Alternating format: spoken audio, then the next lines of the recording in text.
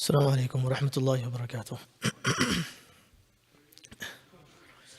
Alhamdulillahi Rabbil Alameen wa salatu wa salamu ala ashraf al-anbiya'i wal mursaleen Sayyidina Muhammadin wa ala alihi wa sahbihi ajma'een amma ba'd. Babun man da'a li sahibihi an akthir malahu wa waladahu. عن أنس رضي الله عنه قال دخلت على النبي صلى الله عليه وسلم يوما وما هو إلا أنا وأمي وأم حرام خالتي إذ دخل علينا فقال لنا ألا أصلي بكم وذلك في غير وقت صلاة فقال رجل من القوم فأين جعل أنسا منه فقال جعله عن يمينه ثم صلى بنا ثم دعا لنا أهل البيت بكل خير من خير الدنيا والآخرة فقالت أمي يا رسول الله خويدمك ادعو الله له فدعا لي بكل خير كان في آخر دعائه أن قال اللهم أكثر ماله وولده وبارك له.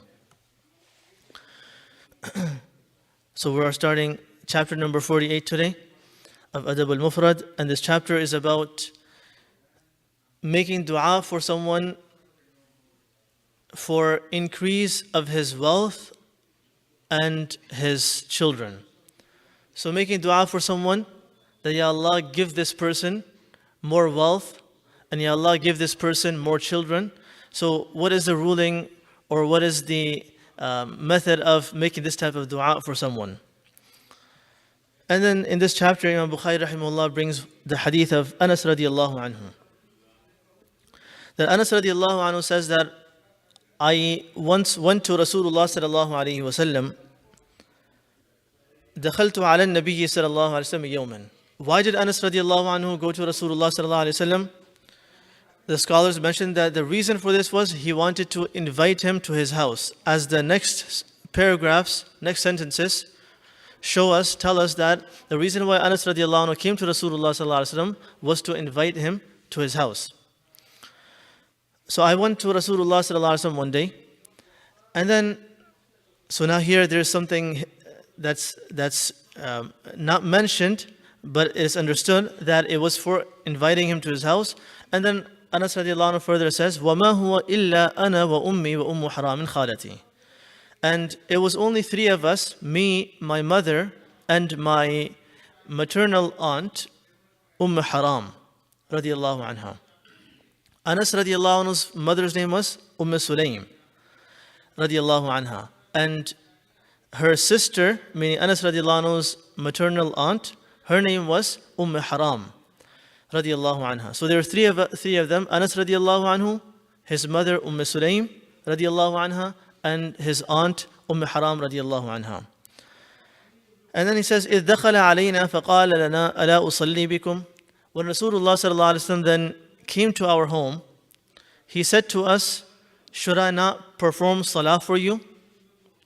Should I not? So now he is in the house of Anas radiallahu anhu and his mother's home, and Prophet sallallahu alaihi wasallam is asking, should I not perform salah for you? Why did Rasulullah sallallahu alaihi wasallam ask this question? Because this tells us that when someone goes to someone's house, it teaches us a lesson that when someone goes to someone's house, the best thing that a person can do there is do salah, so that way Allah's barakah, Allah's mercy sends down to that house. And we find this amongst our scholars. We see sometimes that when they used to visit someone's house, they would perform at least 2 rak'ahs there, just so that there will be barakah in that house. It's not because that person feels that I am someone special. No, it's the blessing of that prayer, the salah that you will be performing in there, that the blessing of that salah will be in that household. This is why we find many ahadith where Rasulullah sallallahu alaihi wasallam tells us that after fard prayer, go to your home and perform your sunnahs and nafil there. This is more better than performing your salah, your nafil, and your sunnahs in the masjid. Normally we perform our nafil and sunnahs in the masjid. This is because so that we can perform it on time, we don't get distracted, and the other reasons. But the best method of performing the sunnah and nafil is that you go home and perform them in your home, not in the masjid. In the masjid, the best salah is only the fard. And the nafil and the sunnahs, before and after the fard, that's better to be done at home. Why? Because there should be some blessings that should be coming into our homes. We have to do some good deeds there, so that way Allah's rahmah and blessings come into that home. Anyways, so Rasulullah ﷺ asked, "Ala usalli bikum? Should I not perform salah for you people?" وَذَلِكَ فِي غَيْرِ وَقْتِ صَلَاةٍ. Anas radiallahu anhu says, this was not a time of any fard prayer. So now Rasulullah ﷺ, the salah he wants to perform is going to be a nafil prayer. It was not a fard prayer time. فَقَالَ رَجُلٌ مِنَ الْقَوْمِ. As Anas radiallahu anhu was mentioning this incident to a group of people, someone from that group, from that crowd asked, فَقَالَ رَجُلٌ مِنَ الْقَوْمِ فَأَيْنَ جَعَلَ أَنَسًا مِّنْهُ. Where did Rasulullah ﷺ place Anas radiallahu anhu while he was performing the salah? So because the salah is happening with jama'ah. Prophet ﷺ is in Anas radiallahu anhu's home, he's performing salah with jama'ah. So now the person is asking, where did Anas radiallahu anhu stand in this jama'ah? Was he standing, because the ruling is different when there is one follower and there is multiple followers. Where do they stand with the imam? So Anas radiallahu anhu answered, فَقَالْ جَعَلَهُ عَنْ يَمِينِهِ.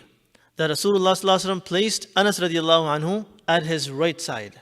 And this, we learn a ruling here, and that is when there is an imam and one follower, one muqtadi. That muqtadi, that follower, will stand on the right side of the imam. And then, of course, if there are two muqtadis, two followers, then they will stand in the back. But as long as there's one, he will stand next to the imam on the right side. And if there are two, they will stand on the back. Some people say that they should stand one on the right, one on the left. But no, the correct method, as we learned from the other ahadith, is that if there are two followers, they both will be standing behind in the saf. And then the scholars mention different rulings from here too, and that is that the place of the men is ahead of the woman when they're praying with jama'ah. The woman should be all in the back. And this is what we learned from the next paragraphs, that Anas radiallahu anhu's mother and his aunt, they both were in a saf behind Prophet ﷺ. So there was Prophet ﷺ, on the right side was Anas radiallahu anhu, and behind them was a saf for the woman. ثم صلى بنا ثم دعا لنا أهل البيت. Anas radiallahu anhu says, after Prophet ﷺ performed the salah, he made dua for us. We learned one more thing, and that is making dua after a prayer. It is one of those places where du'as get accepted. And this is why the scholars tell us that if a person wants his dua to be accepted, he wants to put strength and power into his dua, one of the ways is first perform 2 rakahs and then make that dua. Because after performing a salah, dua is accepted. So Rasulullah ﷺ, he performed the salah, and then ثُمَّ دَعَا لَنَا أَهْلَ الْبَيْتِ. Then he made dua for us as our whole family. Which dua did he make? بِكُلِّ خَيْرٍ مِّنْ خَيْرِ الدُّنْيَا وَالْآخِرَةِ. He made dua of every good of this dunya and all the good of akhirah too. فَقَالَتْ أُمِّي. After Rasulullah ﷺ made dua for everyone, the whole household, Anas radiallahu anhu's mother, requested one more request, and she said, Ya Rasulullah, khuwaydimuk ud'u Allah lahu. Ya Rasulullah, referring to Anas radiallahu anhu, that Ya Rasulullah, this is your small khadim, your small servant. Ya Rasulullah, make special dua for him. You just made a general dua for all of us. Now Ya Rasulullah, this is your small servant. Please make some extra special dua for him. And then Rasulullah ﷺ made dua, فَدَعَا لِي بِكُلِّ خَيْرٍ. Anas radiallahu anhu says, Prophet ﷺ then made dua for me of all the khair, every good. And then, so there's of course, it's going to be lengthy dua because there's a lot of khair, a lot of good things he's asking, making dua for. Anas radiallahu anhu says, at the end of the dua, Prophet ﷺ said, Allahumma akthir malahu wa waladahu wa barik lahu fi. Wa barik lahu. Ya Allah, increase his wealth. He made two du'as. Ya Allah, increase his wealth. Anas radiallahu anhu, Ya Allah, increase Anas radiallahu anhu's wealth, make him wealthy. Number two, wa waladahu, increase his children. And number three, wa barik lahu. And then, Ya Allah, put barakah in it too. Put blessings in that wealth and in those children too. This is the hadith, and the main portion, the main part of the hadith that Imam Bukhari rahimahullah is focusing on is that making dua for increase of wealth and children, it's something that is a sunnah. A lot of times people might think, oh, I can't make dua for I get a lot of wealth. Wealth is not something good. I can't make dua that I get more money. No, there's nothing wrong with this. As long as you also make dua of khair in it too, of blessing. That Ya Allah increase his wealth and put barakah in it too. So wealth could be it could be a source of someone getting into sins, and it could be a source of person getting rewards too. So the wealth itself is not, you can't say is good or bad. It depends on how the person uses that wealth. If a person has $1 million and he gives charity, he helps people, and he does good things with that, he builds a masjid, and he does different things of good with that money, that means that this money was good for him. Him being a millionaire was good for him. On the other hand, if someone is a millionaire, he does not even give his zakat, he does not even help the needy, he does not do anything good with that money. In fact, he is just collecting and gathering, and he's being stingy with his money, he's not doing anything good with it, then this money was not beneficial, was not good for him. In fact, it's going to be, he will be held accountable. That Allah will question him on the day of Qiyamah that you had wealth, what did you do with it? So wealth itself, we can't say it's good or bad. It depends on how the person uses that wealth. He uses it and he spends it for Hajj. This wealth was good for him. He spends it to buy Quran for the people. This wealth was good for him. So it depends on what he does with that wealth, and accordingly this wealth is good and bad for that person. Anyways, so we learn from this hadith that making dua for more wealth, more money, and more children, this is a sunnah of Rasulullah sallallahu alaihi wasallam, is something that is good, as long as we make additional part to add something additional, and that is that there's barakah in that wealth and children. Then that money and that wealth, those children will become a source of khair for that person. So this was the hadith, and if we look at the gist of this hadith, hadith are amazing. That one hadith, Imam Bukhari rahimahullah brings this hadith to prove one point, and that is making dua for increasing of wealth. But in this hadith, we learn so many different lessons. Just in this one hadith, we can learn so many lessons. Number one lesson that we can learn, the scholars mentioned that one thing we can learn from here is that when someone invites someone, accept his invitation. Anas radiallahu anhu went to Rasulullah sallallahu alaihi wasallam to invite him to his house. He accepted that invitation and he went to their house. So this is one thing that we can learn, that whenever someone is given an invitation, someone is called for a meal or something, accept that person's invitation. Another thing we learn, inviting the pious people to your home. Inviting them to your homes. Anas radiallahu anhu is calling Rasulullah sallallahu alaihi wasallam, inviting him to his home. This is the second thing that we can learn.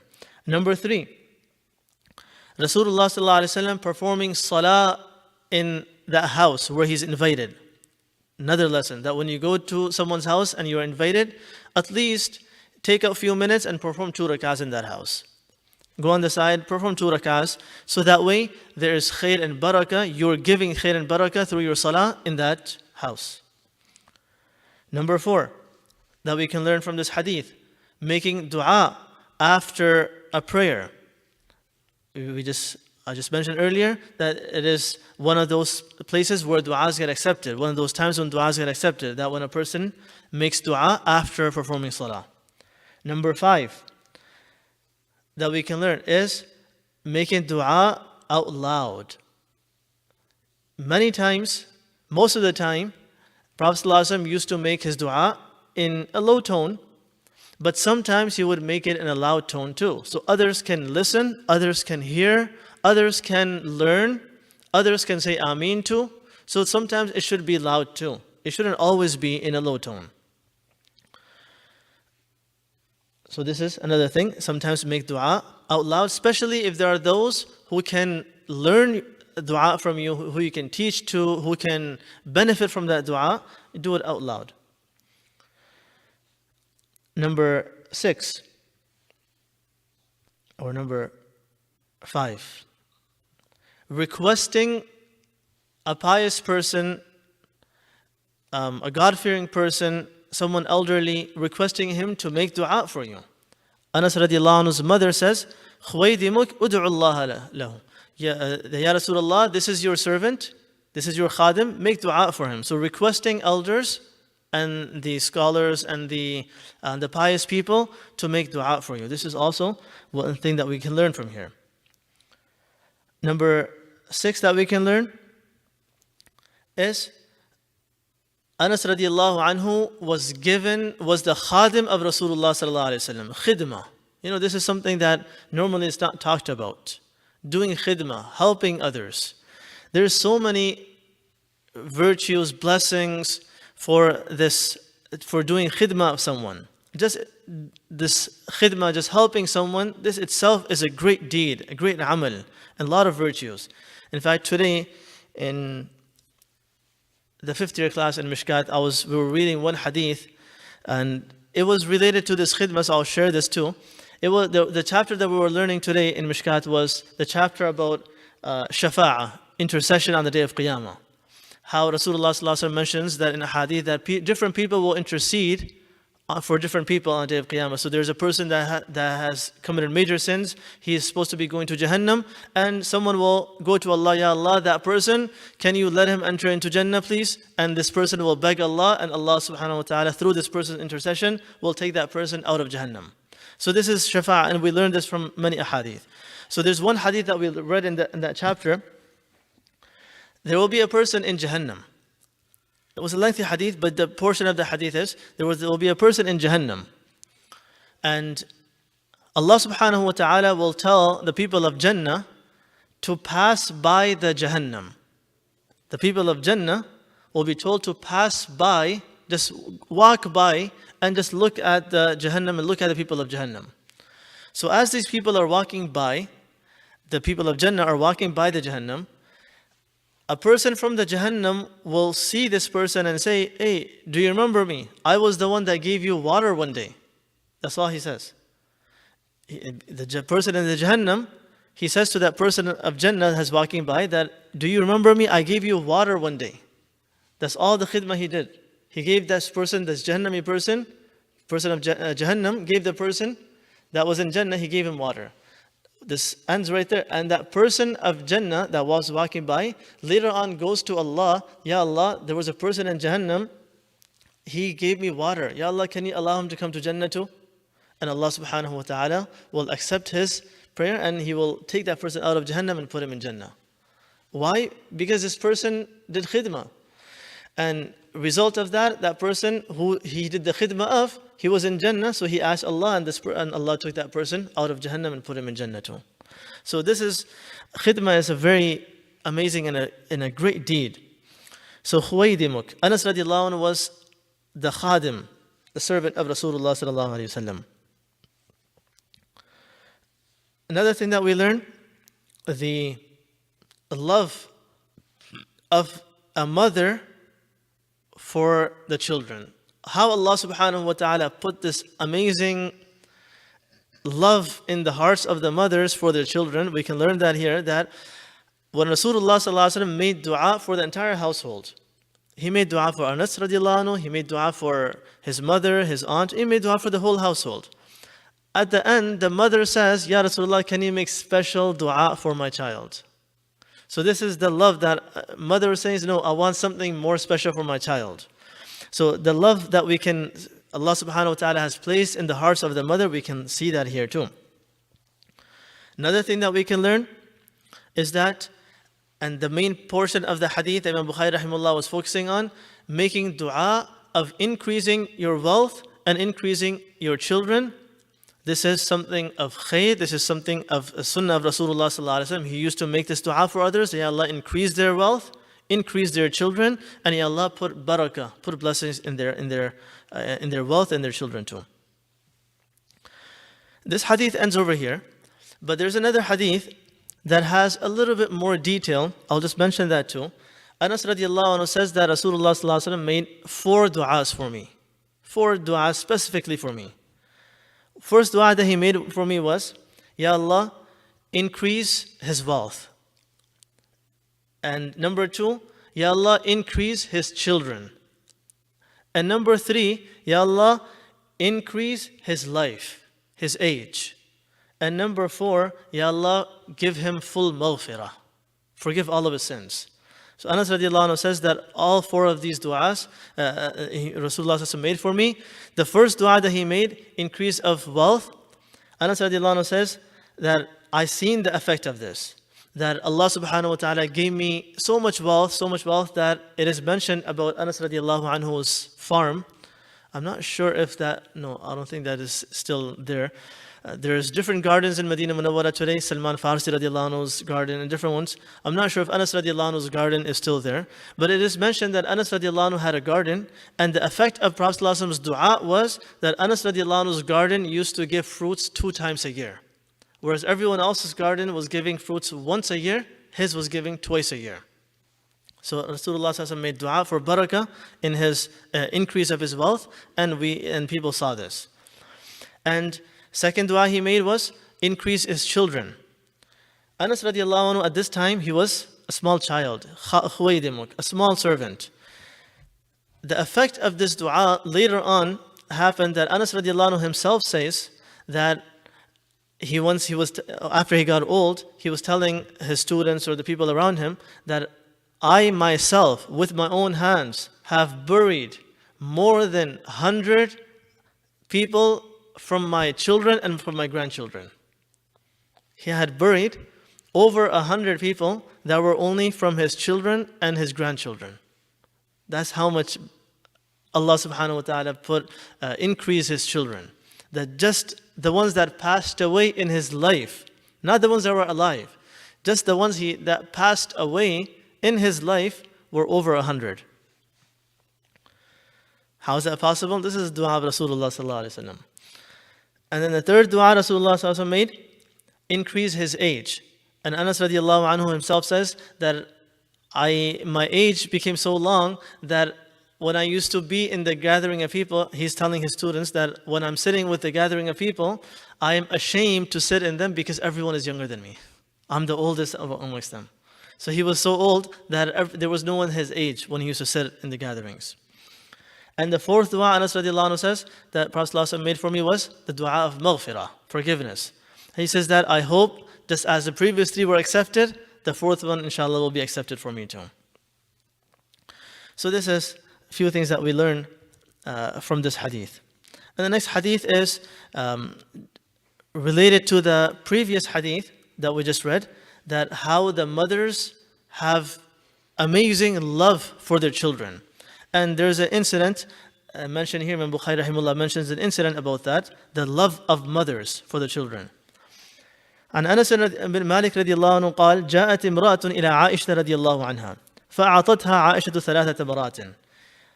That once a woman came to Aisha رضي الله عنها, and Aisha رضي الله عنها gave her 3 dates. So this was a poor woman who came to beg, who came to ask for some food, and Aisha رضي الله عنها gives her 3 dates.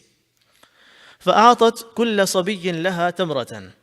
Then this mother gave 1 date each to 2 of her children. So there are 3 people, the mother and the 2 children. The mother gives, there are 3 dates total. She gives 1 date to each of the child.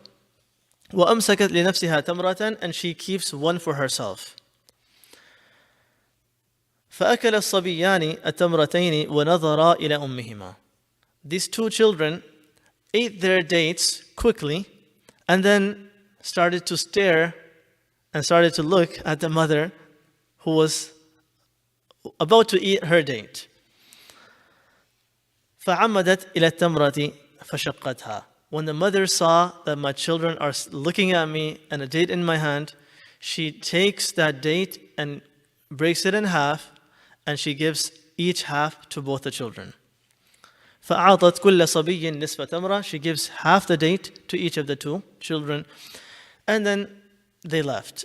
Afterwards, فجاء النبي صلى الله عليه وسلم فأخبرته عائشة رضي الله عنها. Later, when Rasulullah sallallahu alaihi wasallam arrived, Aisha radiallahu anha informed this incident that just took place to Prophet sallallahu alaihi wasallam. Rasulullah sallallahu alaihi wasallam in response said, وَمَا تُعْجِبُكَ مِنْ ذَلِكَ? Why are you so amazed with this? What is so astonishing? What is so amazing about this? لَقَدْ رَحِمَهَا اللَّهُ بِرَحْمَتِهَا صَبِيَّيْهَا. That Allah will have mercy on her because she showed mercy to her children, both the children.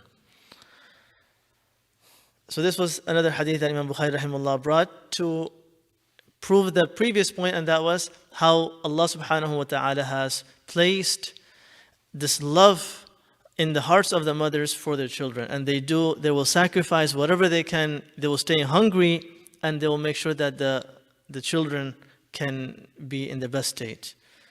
May Allah subhanahu wa ta'ala allow us to understand, and may Allah subhanahu wa ta'ala allow us to practice. Wa akhiru da'wana alhamdulillahi rabbil alameen.